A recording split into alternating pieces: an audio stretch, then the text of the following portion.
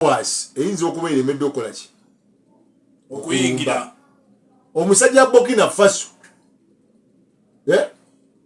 bayitidde gye bayitidde ne bayingiza bakomando batuuse dda balinze ekijja omusajja Ibrahim Keita katono wa Guinea Dumboya agayuga nti mutubuli ameka bamulayo fetulabe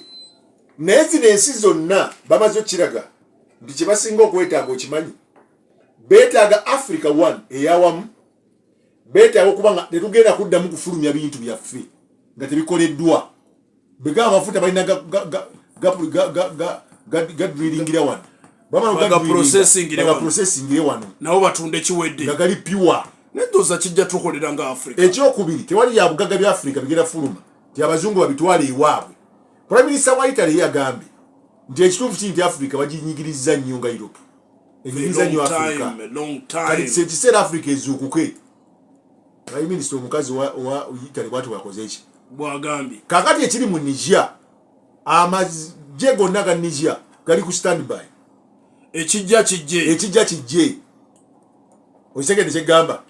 abavangina batandise okutraininga abasirikale abamu aba Niger nga beteekateekera olutalo luyinza okukola ki okujja kubanga tekiriwo ku budde buno Russia erwana nnyo okulaba ng'eraga Africa nti ffe tetwabalwanisa kuva dda ffe tuba tubawolereza bano abasajja abazungu bano abalala be balina obuzibu bagala okubabbanga buli ki era kyemubamukola mufune ffe n'abayindi n'abachina tukole business katuba tukyali awo waliwo akagundi kali akakundi aka BRICS omuli Brazil, Russia, India, China ne South Africa. Algeria yakayingidde ddigira kayingira so kati baagala kuzimba ka BRICS kano ensi ezisinga eza Africa zikagendemu ekinaavaawo ne ssente bakole bagagawale so kati zensonga ziri muki